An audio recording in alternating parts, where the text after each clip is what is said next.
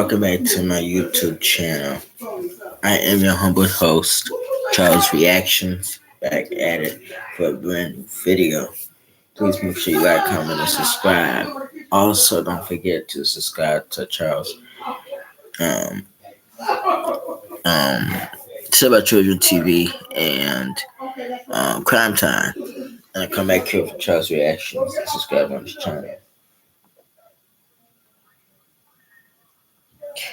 Today we're going to be reacting to last meals of famous death row inmates. But before we get into the video, two things: like, comment, subscribe on all my videos, turn the post notifications on, thumbs it up on all three of my pages. Also, I now have a Cash App card, so I put my Cash App tag in the comment section down below. It is $ capital CPA 106 to cash at me. That way, it will help. It will help a lot if you cash at me. Then that way, I go out and buy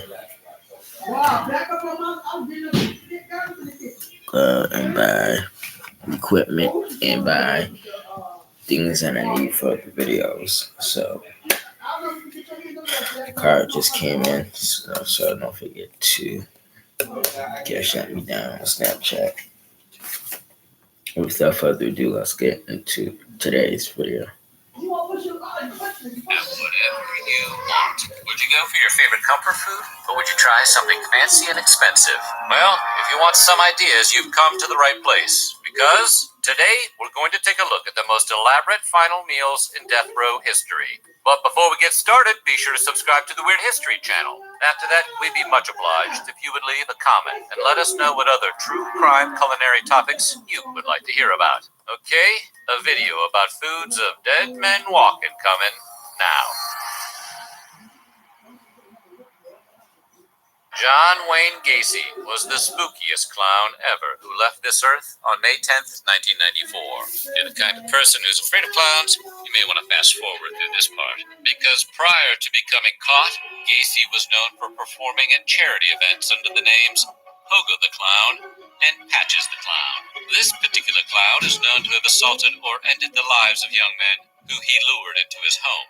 He was finally arrested in December of 1978, and his punishment would be by lethal injection, which he was sentenced to in March of 1980. He would live the rest of his life at Menard Correctional Center, where he is said to have spent a great deal of time painting. Gacy's last meal included 12 fried shrimp, an order of French fries, a pound of strawberries, and a bucket of chicken from Kentucky Fried Chicken, original recipe.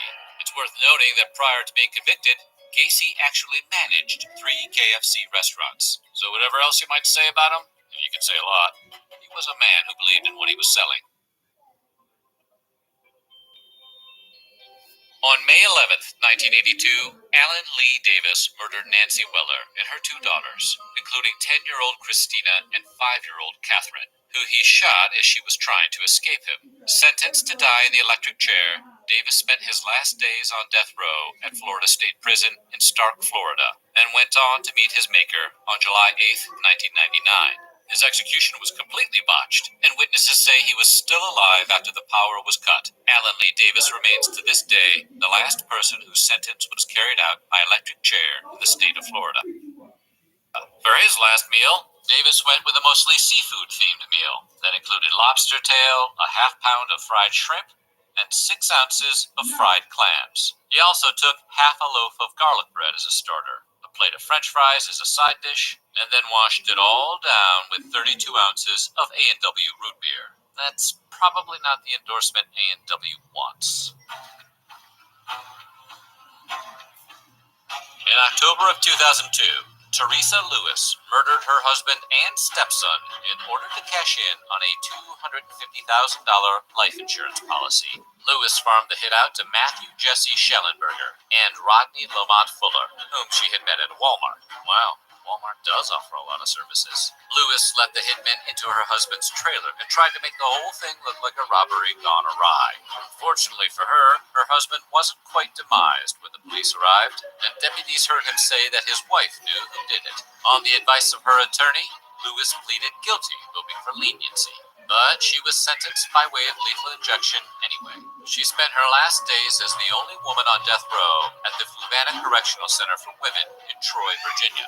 This sentence was finally carried out on September 23, 2010. For her last meal, Davis opted for some American classics, including fried chicken, peas with butter, Dr. Pepper, and for dessert, apple pie.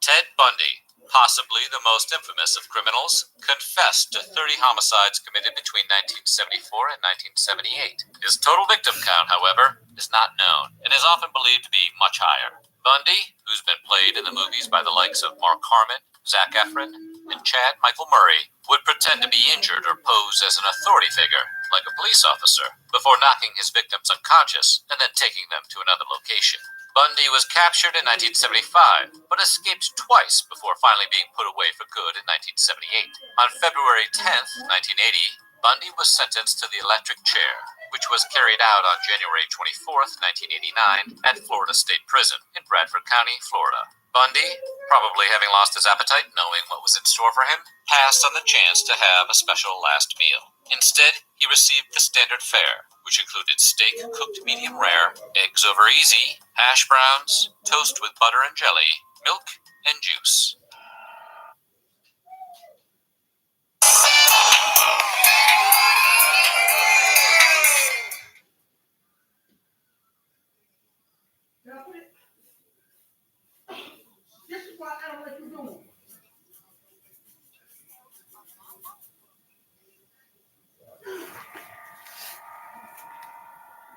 Timothy McVeigh carried out the 1995 Oklahoma City bombing. His attack, which destroyed 1/3 of the Alfred P. Murrah Federal Building, took the lives of 168 people and injured almost 700 others.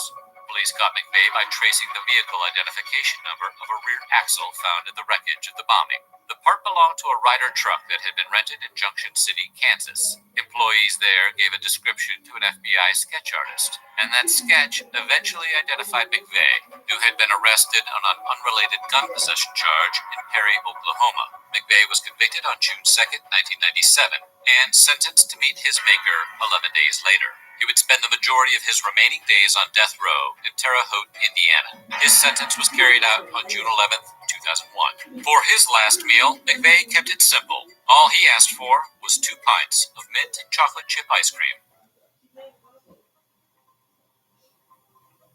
Sacco and Vanzetti were Italian immigrants and anarchists. In 1921, they were convicted of taking out a guard and a paymaster during an armed robbery in Braintree, Massachusetts, on April 15th of the previous year. Despite their numerous appeals being denied, Sacco and Vanzetti became famous worldwide. Legions of people believed them to be innocent, and protests were held all over North America and Europe, as well as in places like Tokyo, Sydney, Buenos Aires, and Dubai. Nonetheless, their sentences were carried out at midnight between August 22nd and 23rd of 1927. Over the years, evidence mounted in their favor, and in 1977, Massachusetts Governor Michael Dukakis said that they had been unfairly tried and convicted, and that any disgrace should be forever removed from their names. Sacco and Vanzetti's last meal is recorded as being the simple menu of soup, meat, toast, and tea. What kind of super meat it was, unfortunately, is lost to history. Ricky Ray Rector took the life of a man at a dance hall after a friend of his had been denied entry. 3 days later, Rector agreed to turn himself in, but in a twist absolutely no one saw coming, he also took the life of the police officer who negotiated his surrender by shooting him in the back and then tried to take his own life with a pistol to the head. Despite the fact his botched attempt had effectively lobotomized him, Rector was sentenced to lethal injection. Arkansas Governor and future President Bill Clinton even returned home from the presidential campaign trail to oversee the execution, which was carried out on January 24, 1992. When it came time for his last meal, Rector requested steak, fried chicken, cherry Kool-Aid, and pecan pie for dessert. He finished everything except the pie. He told the guard he was saving it for later. On May 26, 1980, Stephen Wayne Anderson robbed the Bloomington, California house of a retired teacher, Elizabeth Lyman. When Lyman saw Anderson in her home, she screamed, prompting him to shoot her. Anderson, who was known to have admitted to taking the lives of at least 8 other people, was convicted of the Lyman murder and sentenced on June 24, 1981. His sentence was carried out by lethal injection on January 29, 2002. When it came time for his last meal, Anderson requested 2 grilled cheese sandwiches, a pint of cottage cheese, a hominy corn mix, peach pie, chocolate chip ice cream, and radishes. Ronnie Lee Gardner took a man's life during a robbery in Salt Lake City. Then in 1985, while being moved to a court hearing over that homicide, he shot and killed another man during an unsuccessful escape attempt. Gardner was sentenced by way of lethal injection, but due to a now eliminated quirk of Utah state law, he was allowed to opt for a firing squad instead, which he did. The sentence was carried out on June 18, 2010. At Utah State Prison in Draper. For his last meal, Gardner opted for the surf and turf, that is, lobster tail and steak. He finished it off with apple pie and vanilla ice cream, all while watching the Lord of the Rings trilogy. Well, the trilogy.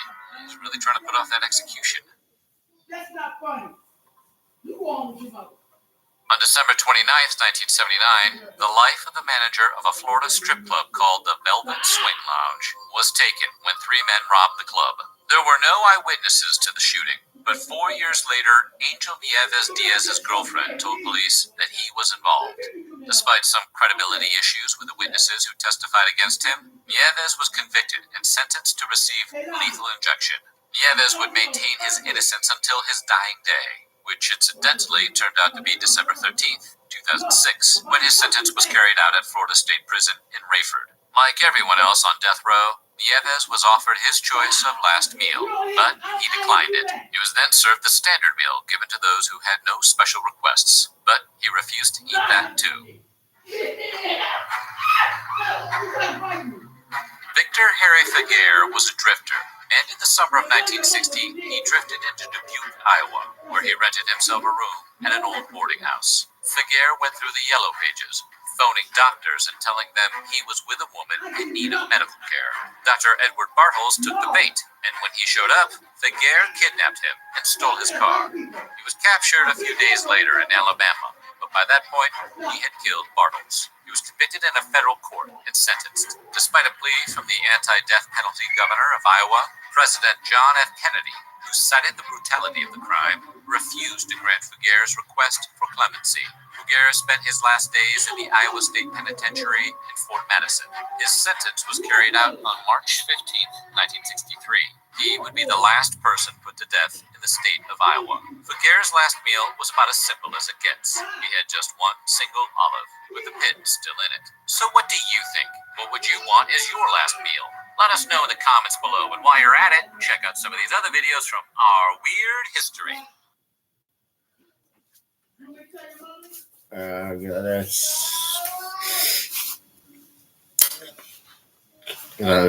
Some of these I know, like people who commit the crime. Others I didn't. You know. But you also gotta remember too. And I had mentioned this on my other channel, on my crime time channel. Back then, you didn't have technology as we have today. We didn't have computers, DNA, and all that bad thing. So, if you committed a murder, you were just about to pay the consequence. And back then, there wasn't a death penalty back then. So the death penalty was created, I think, in like the early '80s. I want to say, or the late '80s to the '90s. So, me personally, I think the death penalty. For me, the death penalty would be for serious criminals who commit serious heinous crimes. You know, the reason why, me personally, I would say I would be against the death penalty is because if you commit multiple homicides, you're not doing the time. You're being executed. Then you get an easy way out. You're not doing actual time. So I think that, you know, life without parole, I think it's 10 times better to go a convicted murderer than a death penalty unless they did something that was really heinous and then you gonna execute them. But okay, but like, comment, and subscribe. Turn your post notifications. Turn on your bells and thumbs up. Subscribe down below. Also, I have a link down below my Cash App handle, so don't forget to Cash App me. Um, Subscribe to my Save by Children channel TV. Subscribe to Charles Reactions, and also subscribe to Crime Time, so you'll be notified every single time I drop a brand new video. From me to you, always remember to stay blessed, stay loved. Peace.